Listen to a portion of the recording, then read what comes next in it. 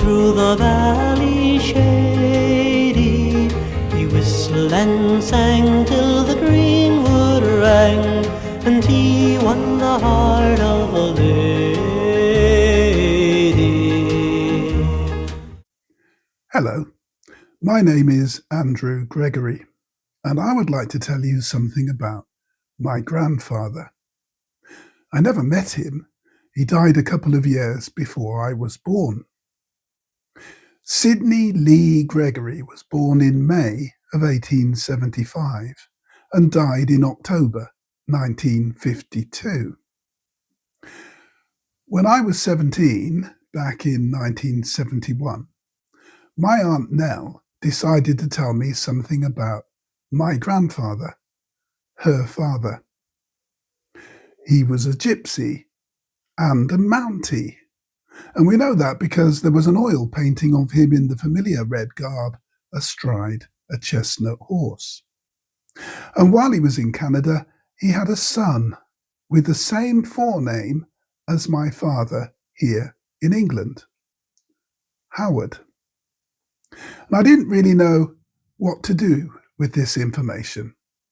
My aunt was the poshiest woman I knew, and I couldn't really believe that her father was a gypsy. But I began researching in my 20s and finally pieced the story together over 40 years later. The first part was easy. Sidney was definitely a Romani Gypsy with quite a pedigree, descending from the Gregorys, the Smiths, and the Lees. They were constantly travelling, but not very far. And Akin town was a stopping place where they could pitch their bender tent and sell the items that they'd made from the hedgerow along the way. They might also work for a farmer or sharpen metal or tell fortunes. Sidney's tribe had an annual peregrination which took in the villages of North Hampshire and parts of Surrey. At the end of the season, they would go harvesting, and then to Alton in Hampshire for the hop harvest. The family overwintered each year in Eversley, which is quite close to Reading. The rector of Eversley was Charles Kingsley, the author of The Water Babies and Westward Ho! 2 chapters of the latter were devoted to the pleasures of smoking. And he was a great friend of the gypsies, often sharing a pipe with them. Kingsley managed to persuade Sidney's parents of the sanctity of marriage, and so, even though my grandfather was baptized Sidney Lee, after the marriage he became Sidney Lee Gregory. When Sid eventually had children, he named them Howard Lee Gregory and Ellen Lee Gregory, and I am Andrew William Lee Gregory. Kingsley had a Sunday school run by the local doctor's wife, Mrs. Dunn, and Isabella Chester, who had been brought up in India as part of the empire's ruling class. Now retired, she saw something in Sidney and contacted Thomas Barnardo to take the boy in, for which she would make an annual payment of £16, a lot of money in 1888. I'm standing in the churchyard of St Mary's, Eversley, which is where Charles Kingsley was the rector in the 1860s and 1870s. He died in 1875, and this is his grave here. Charles Kingsley was nationally known as a great author, as a theologian, as a scientist. But he was also a great friend of the gypsies, who lived on the common only half a mile away from here. So now we're standing in Eversley Common, the sort of place where the gypsies would have overwintered. We're still only a few hundred yards away from the church where Kingsley preached. Seated at the base of the tree just over there is my great-grandmother, Ellen Lee. And against the tree is my great-great-grandmother, Martha Smith. And around them are arrayed all the things that were made to sell during their peregrination: beehives, baskets. Thomas Barnardo was a Victorian philanthropist who took waifs and strays of inner city streets and gave them a home, fed them and educated them. The plan was to give them a new start in life so that they might find employment.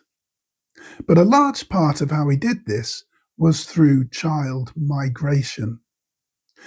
Everybody was going to Canada in the 1880s to improve their life prospects. So only a month after taking the boy in, Barnardo put the 12-year-old Sidney on a train to Liverpool, where he caught a ship to Canada as a member of a party of 160 boys.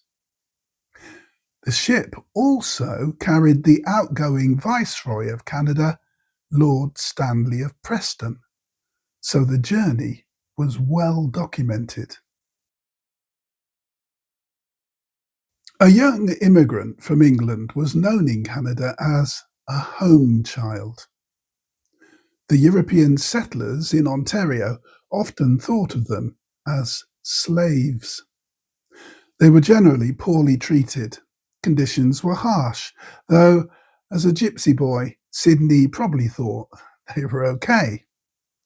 He worked on several farms before finally getting work in a sawmill, and from there progressing to working in the woods, a lumberjack.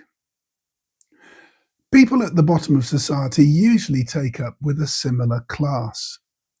Sidney encountered two native Cree Indians, probably thought less of even than home children. They would be called today First Nationers, and had managed to escape the quite dreadful Canadian residential school system. Work ran out in 1902, so Sidney joined the US Navy and took one of the Indian girls to San Francisco, where he worked as a boilermaker. The city had its famous earthquake in 1906. Sidney survived, but the girl didn't. Sidney had a child with the Indian sister back in Canada, Howard Gregoire, and supported them both from his earnings in San Francisco. But a Mountie appeared to capture Howard into the residential school system. Sidney managed to stop this, but he found that the Mountie, also English, had the same name as him, Sidney Gregory. And this would cause him to claim later in England that he had been a Mountie. Sidney signed up for the First World War in Los Angeles in 1917.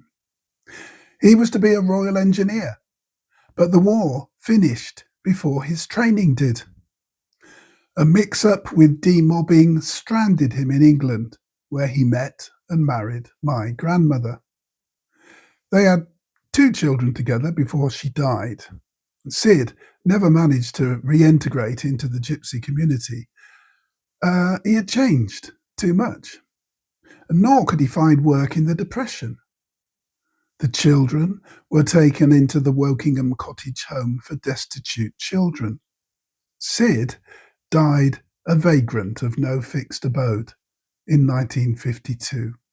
Like a stone skipping across the water, he was always on the move, from the gypsy camps of his youth to a new life across the ocean in Canada.